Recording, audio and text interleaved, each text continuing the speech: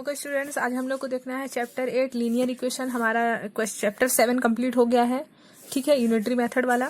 अगर चैप्टर 7 तक हमारा कंप्लीट हो गया है, लिंक डिस्क्रिप्शन बॉक्स में है। अगर 1 to 7 आप लोगों कोई सा भी चैप्टर नहीं देखे हो तो देख सकते हो।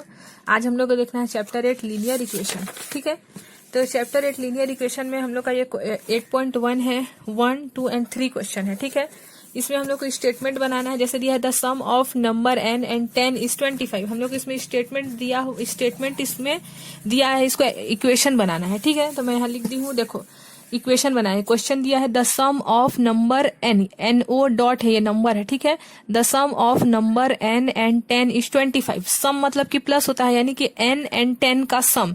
The sum of number n and 10, n and 10 का सम मतलब कि n प्लस 10 is 25। तो लिख दिए 25 है। n एंड 10 का सम, ये जो n है और इस 10 का सम मतलब कि प्लस इज 25। ठीक है, सेम ऐसी क्वेश्चन नंबर बी में दिया है the difference between d and 11 is 40। d और 11 का डिफरेंस मतलब होता है माइनस। ठीक है, तो d और 11 का डिफरेंस यानी कि माइनस इज 40।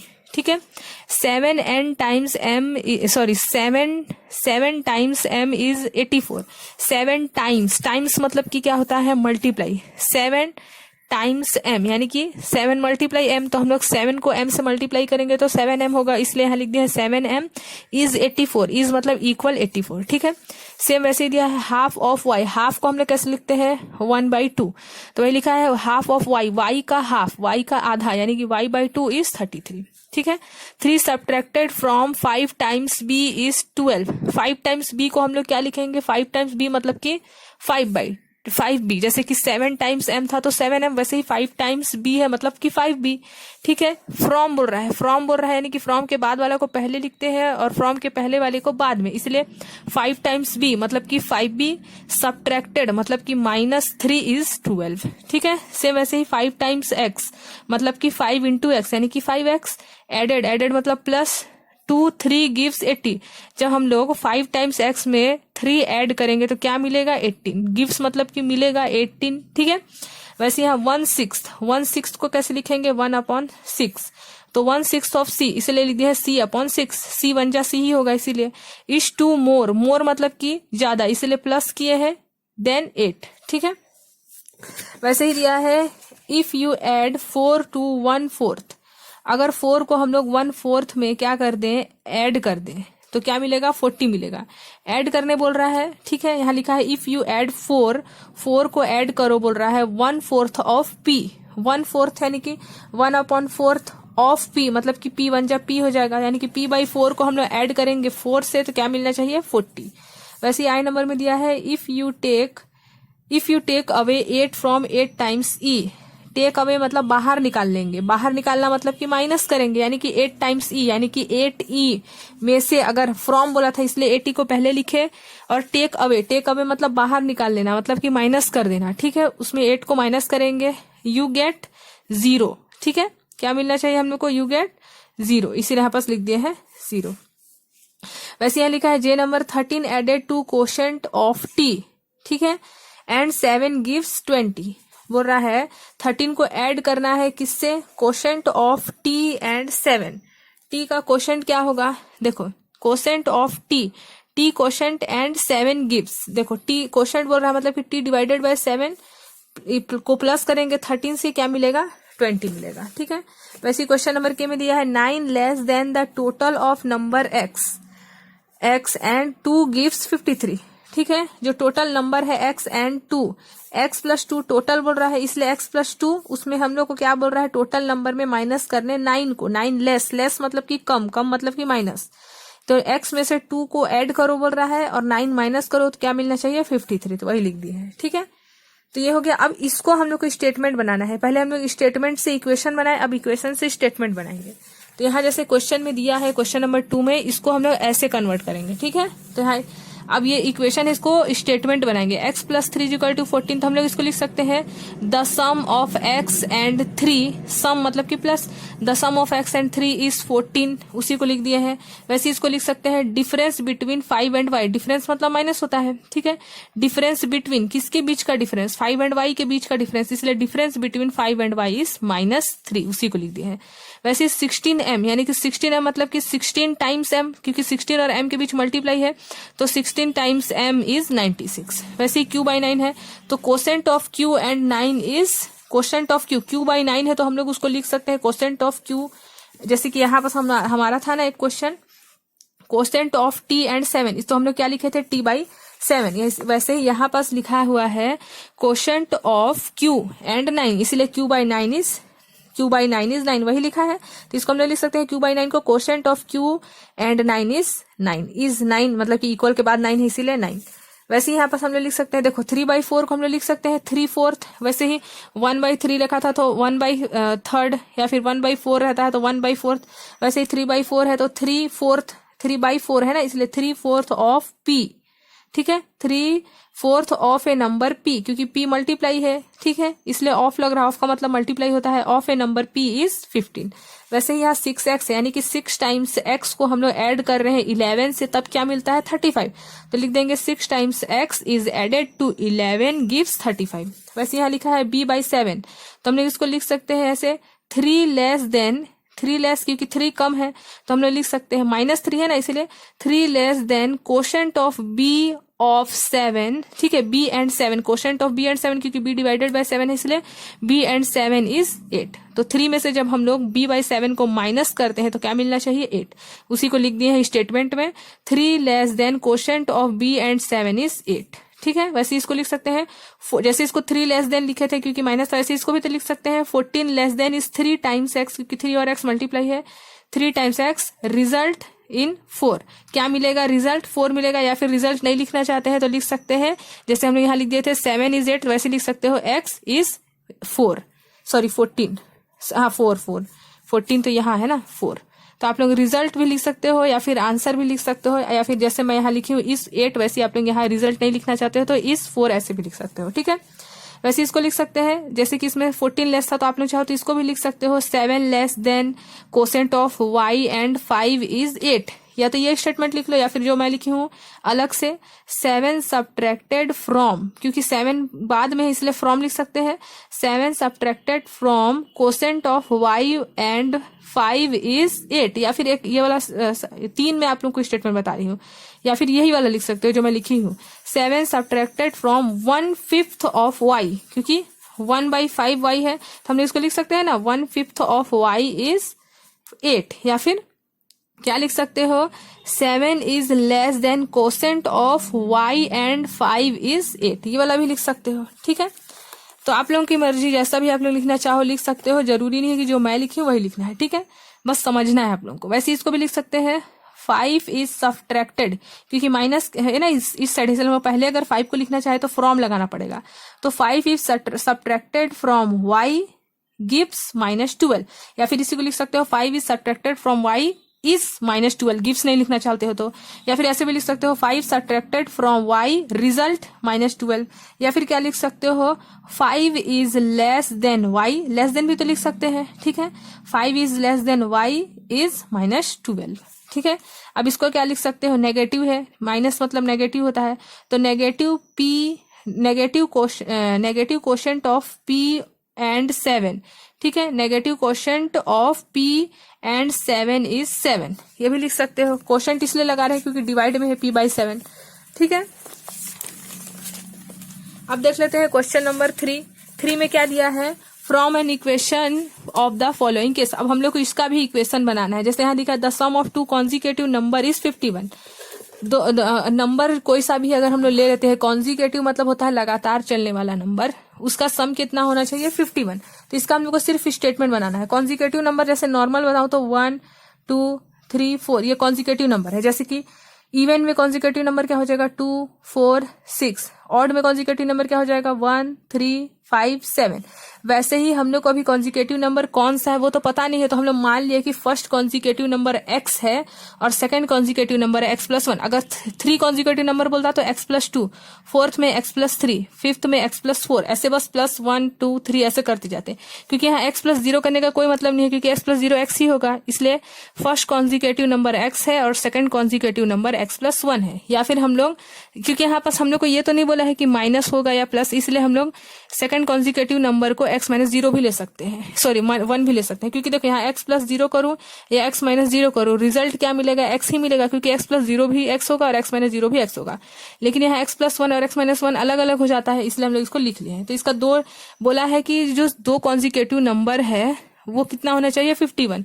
तो लिख लिए फर्स्ट कॉन्जिकेटिव नंबर x, उसको हम लोग फर्स्ट कंडीशन में ऐड कर दिए हैं, सेकंड कंडीशन में माइनस कर दिए हैं, बस उतना ही किए हैं। ठीक है, क्योंकि देखो यहाँ बोला था सम, इसलिए हम लोग सम ही किए हैं, लेकिन एक बार हम लोग फर्स्ट कॉन्जिकेटिव नंबर को x+1 लिए हैं और एक बार x-1 लिए हैं, बस इतने ही का डिफरेंस है। ठीक है, तो इसको हम लोग सॉल्व किया x+x 2x +1 51। वैसे इधर भी सॉल्व करेंगे तो x+x 2x होगा, -1 का -1 51। एक बार हम लोग देखे फर्स्ट केस में प्लस आया, सेकंड केस में माइनस आया, बाकी नंबर सेम है। देखो यहाँ भी 2x +1, यहाँ माइनस, यहाँ 51 बस प्लस माइनस चेंज है, तो हम लोग इसको ऐसे लिख सकते हैं 2x प्लस माइनस, दोनों को लिख दिए प्लस और माइनस, क्योंकि 2 कंडीशन यहाँ बन रहा है, तो एक स्टेटमेंट बनाने के लिए हम लोग ऐसे लिख सकते हैं +-51। ठीक है, तो ये हो गया हमारा स्टेटमेंट। अब वैसे ही एक स्टेटमेंट और दिया है, Saurabh is 6 year older than his sister Isa, the sum of their ages is 24। Saurabh जो है वो 6 ईयर ओल्डर है, बड़ा है, किससे, अपनी सिस्टर ईसा से, यानी कि ईसा जो है वो अपने ब्रदर सौरभ से छोटी होगी मतलब कि कम एज है उसका, कम एज है मतलब कि माइनस होगा। तो हम लोग मान लिए कि सौरभ का एज x है, हम लोग क्या मान लिए, let the Saurabh age be x, हम लोग सौरभ का एज x मान लिए, तभी तो ईसा उससे 6 ईयर छोटी होगी ना, तभी तो क्योंकि छोटी होगी ईसा, इसीलिए हम लोग माइनस किया, अगर बड़ी होती तो प्लस करते, इसीलिए हम लोग ईसा का एज x-6 ले लिए और सौरभ का एज x ले लिए। अब दोनों का क्या बोला है, जो सम है दोनों एज का, सौरभ का एज का सम और सिस्टर के एज का, दोनों का सम 24 है, तो लिख दिए सौरभ का एज कितना माने थे हम लोग x और ईसा का एज x-6, तो 24 आया। यहाँ तक आप लोगों को x+x 2x -6 = 24, ये तो स्टेटमेंट हो गया, ये हो गया आप लोगों का आंसर। लेकिन मैं आगे और सॉल्व इसलिए की हूँ ताकि आप लोग को समझ में आ जाए। देखो इसको हम लोग सॉल्व कर रहे हैं तो आंसर भी आ रहा है कि नहीं, 2x आया, ये हम लोग का आंसर है, बस यहाँ तक करके आप लोग छोड़ सकते हो, लेकिन चाहो तो इसको बना भी सकते हो आगे। ठीक है, तो यहाँ पास -6 था, इधर ट्रांसफर किया +6 हो गया, ऐड किया 30 आया, x निकालना है, x यही छोड़ दिया, 2 मल्टीप्लाई में इधर ट्रांसफर होगा, डिवाइड हो जाएगा, 2 को 2 1 2 2 5 10, तो x का वैल्यू कितना आया 15, यानी कि सौरभ जो उसका ब्रदर है, ईसा का ब्रदर, वो 15 ईयर का है। सौरभ क्योंकि x माने थे तो सौरभ का एज तो पता चल गया कि 15 ईयर है, और सिस्टर का एज यहाँ x के प्लेस में 15 रख देंगे, उसको माइनस करेंगे 6 से तो 9 आएगा। और देख लो क्या बोला था, दोनों का एज का सम 24 होना चाहिए, तो यानी कि इन दोनों को सम करेंगे तो 24 आएगा, 15 + 9 24, यानी कि जो हम लोग ये स्टेटमेंट निकाले हैं वो करेक्ट है, तो ये हमारा स्टेटमेंट हो गया। ठीक है, तो हम लोग यहाँ तक कॉपी में लिख के छोड़ सकते हैं, और आगे आप लोग इसको चाहो सॉल्व करना तो सॉल्व भी कर सकते हैं। वैसे क्वेश्चन नंबर सी है, a number added to its half gives 33। कोई सा भी नंबर हम लोग मान लिए, यहाँ लिख देंगे let the number be x, हम लोग नंबर मान लिए कि वो x है। ठीक है, बोल रहा है a number added to its half, कोई सा भी नंबर ले लिए x, उसको उसी के हाफ से ऐड करेंगे तो क्या मिलना चाहिए 33। तो एक नंबर x ले लिए, उसी को हाफ कर दिया और ऐड कर दिए तो क्या मिल गया 33। ये बस स्टेटमेंट बोला था तो लिख दिए, इसको आगे सॉल्व नहीं करना है, बस इतना ही हम लोग को स्टेटमेंट सिर्फ पूछा है। ठीक है, देखो यहाँ लिखा है ना, from an equation from the following case, सिर्फ इक्वेशन बनाओ बोला है, सॉल्व नहीं करने बोला है। ठीक है, length of rectangle is 6 metre, length जो बताया है वो 6 metre less than twice its breadth बताया। देखो फर्स्ट कंडीशन क्या बोल रहा है, जो लेंथ है रेक्टेंगल का वो 6 metre less than twice its breadth, तो ट्वाइस इट्स ब्रेथ मतलब कि ट्वाइस मतलब 2 गुना, किससे, ब्रेथ से, तो 2b, ब्रेथ को हम लोग b मान लिए हैं, और लेस बोला है 6 मीटर इसलिए -6, तो लेंथ बोला है ना, लेंथ हम लोग को क्या बोला है 6 मीटर लेस, 6 मीटर लेस मतलब कि -6, 6 metre less than the twice of its breadth, तो ट्वाइस ऑफ ब्रेथ। ठीक है, ये हो गया। अब उसके आगे और बोला है the perimeter of rectangle is 240 metre. Perimeter का फॉर्मूला क्या होता है, 2 × लेंथ प्लस ब्रेथ होता है पेरीमीटर ऑफ रेक्टेंगल, और पेरीमीटर ऑफ रेक्टेंगल बता दिया है 250 है, तो पेरीमीटर पेरीमीटर ऑफ रेक्टेंगल के नीचे रख दिया 240, और पेरीमीटर ऑफ रेक्टेंगल का फॉर्मूला हम लोग सबको पता है 2 into length plus breadth, where L अगर हम लोग को आगे सॉल्व करना रहता, अगर स्टेटमेंट नहीं बोलता पूरा सॉल्व करो, तो हम लोग एल के प्लेस में कौन सा वैल्यू रखते, 2b-6 रखते। ठीक है, तो ये फर्स्ट में क्या बोला था कि जो लेंथ है वो 6 मीटर लेस है, मतलब कि लेस मतलब कि कम है, इसलिए माइनस लगाए किससे, ट्वाइस ऑफ ब्रेथ से। ट्वाइस मतलब दो गुना होता है, दो गुना मतलब कि 2 टाइम्स, टाइम्स मतलब कि मल्टीप्लाई होता है, इसलिए 2 इंटू बी लिखे हैं, उसी को हम लोग लिख दिए हैं 2b। ठीक है, तो ये फर्स्ट स्टेटमेंट, ये सेकंड स्टेटमेंट। अगर हम लोग आगे सॉल्व करना होता तो हम लोग एल के प्लेस में इस वैल्यू को पुट कर सकते थे। ठीक है, अब देखो क्वेश्चन नंबर ई में क्या दिया है, in an isosceles triangle the vertex angle is thrice of either base angle. ठीक है, आइसोसेलेस में क्या होता है, ट्रायंगल जैसे रहता है वैसे ही, लेकिन दो एंगल सेम रहता है, जो दो एंगल है वो सेम रहेगा। ठीक है, जैसे कि अगर ये वाला एंगल को हम लोग ए मान लिए, तो ये दोनों एंगल मान लो अगर 60 डिग्री है तो दोनों ही 60 डिग्री होगा, आइसोसेलेस में ये होता है। ठीक है, तो यहाँ क्या बोला है, द वर्टेक्स, वर्टेक्स किसको बोलते हैं, जहां दो कॉर्नर होगा ज्वाइन करेंगे उसको हम लोग क्या बोलते हैं, वर्टेक्स। तो इसमें कितना वर्टेक्स है, 1, यहाँ पास दो लाइन ज्वाइन कर रहा है 2 एंड 3 वर्टेक्स है। ठीक है, यहाँ क्या बोल रहा है, थ्राइस, दो एंगल जो है वो थ्राइस है, मतलब मान लेते हैं अगर इसको एंगल ए मान ले, इसको भी एंगल ए, इसको भी एंगल ए, लेकिन आइसोसेलेस में सिर्फ दो एंगल सेम होता है, इसलिए हम लोग इसको थ्राइस बोला था, इसलिए a/3 किया है। ठीक है, हम लोग को ये पता है कि दोनों तीनों एंगल का सम 180 डिग्री होता है। वी नो दैट, यहाँ लिख सकते हैं, we know that the sum of a angle of a triangle is 180 degree. तो फर्स्ट एंगल ए है, second angle a/3, third angle भी a/3। क्यों, क्योंकि दो एंगल सेम होता है आइसोसेलेस में, और बता दिया है vertex of and thrice of either base angle. जो बेस एंगल है, बेस मतलब जो नीचे वाला एंगल है वो थ्राइस है, थ्राइस है मतलब कि a/3 है इसीलिए। ठीक है, तो हम लोग ये लिख दिया कि फर्स्ट एंगल ए, दो एंगल सेम था इसलिए दोनों को सेम मान लिया, और हम लोग को ये पता है कि जो एंगल होता है, ट्रायंगल होता है, उसका सम कितना होता है, 180 डिग्री। तो ये बन गया स्टेटमेंट। हम लोग को सिर्फ ये लिखना है और बाकी कुछ भी नहीं, ये डायग्राम एग्राम भी नहीं बनाना पड़ेगा। ठीक है, ये समझाने के लिए था। वैसे क्वेश्चन नंबर एफ है, Vaibhav father age is 4 year more than 3 times of Vaibhav age. ठीक है, Vaibhav father is 43 year older. जो वैभव का फादर है वो कितने ईयर का है, 43 ईयर ओल्डर है। Vaibhav father age is 4 year more than, 4 year more than बोल रहा है, 4 ईयर मोर, अगर लेस होता तो माइनस होता, लेकिन मोर है इसीलिए 4 ईयर मोर है, मतलब कि 4 प्लस में होगा, अगर लेस रहता तो माइनस लगाते। ठीक है, उसके बाद क्या बोला है, 3 times Vaibhav age, 4 year more than 3 times Vaibhav age. तो वैभव का एज को हम लोग एक्स माने हैं, और उसमें बोल रहा है 3 टाइम्स मतलब कि एक्स, सॉरी मल्टीप्लाई, यानी कि 3x, 4 ईयर मोर बोला था, और टोटल एज कितना है, 43 है। बस इतने स्टेटमेंट बनाना है। ठीक है, ऐसे ही हमारा क्वेश्चन नंबर जी है, यहाँ लिखा है, Rahul scored twice as many runs as Gautam, the sum of their age 5 less than double century. Century, double century, एक सेंचुरी में 100 होता है, 100 रन, डबल सेंचुरी में 200 रन, उसमें से बोल रहा है 5 लेस देन। तो अगर 200 में से 5 माइनस करेंगे तो टोटल रन कितना बना, 195 बना। अब इतना से क्या बोला है, Rahul score twice as many runs as Gautam, the sum of their ages. यहाँ पास हम लोग का बोला है, एक minute, the sum of twice बोला है, यहाँ ट्वाइस बोला है इसीलिए 2x होगा। ठीक है, यहाँ देखो बोला Rahul score twice as runs of Gautam, the sum of their ages is 5 less than double century. Twice बोला था तो हम लोग रन को मान लिया x, ट्वाइस बोला था इसीलिए 2x, और डबल सेंचुरी में से वो 5 माइनस कर दो बोल रहा था, तो टोटल रन 195 और ट्वाइस था इसीलिए 2x। ठीक है, बस इतना ही लिखना है हम लोग को। अब देखो, इन ए क्लास ऑफ 35 स्टूडेंट, एक क्लास है जिसमें टोटल नंबर ऑफ स्टूडेंट कितने हैं, 35 है। The number of girls is 2/5, girls कितना है, 2/5 ऑफ बॉयज, मतलब ये बता दिया जो गर्ल्स है वो 2/5 ऑफ बॉयज है, गर्ल्स 2/5 ऑफ बॉयज है, यानी कि बॉयज कुछ ना कुछ हो गए, तो बॉयज को x मान लिए हैं, तो गर्ल्स कितना होगा, 2/5 x इसलिए लगाए क्योंकि बॉयज से गर्ल्स 2/5 है, इसीलिए x इसमें भी लगाना पड़ा। ठीक है, तो लिख दिए 2/5 x गर्ल्स है और x बॉयज है, और 35 टोटल स्टूडेंट है। ठीक है, तो ये गर्ल्स हो गया, ये बॉयज हो गया, ये टोटल नंबर ऑफ स्टूडेंट, तो ये स्टेटमेंट बन गया 2x/5 + x = 35। ठीक है, तो हमारा एक्सरसाइज 8.1 कंप्लीट हो गया है। अब हम लोग नेक्स्ट वीडियो में देखेंगे एक्सरसाइज 8.2, तो मैं वीडियो को प्लेलिस्ट में डाल दूंगी, डिस्क्रिप्शन बॉक्स भी आप लोग चेक कर सकते हैं। ठीक है, अब हम लोग नेक्स्ट वीडियो में देखते हैं एक्सरसाइज 8.2।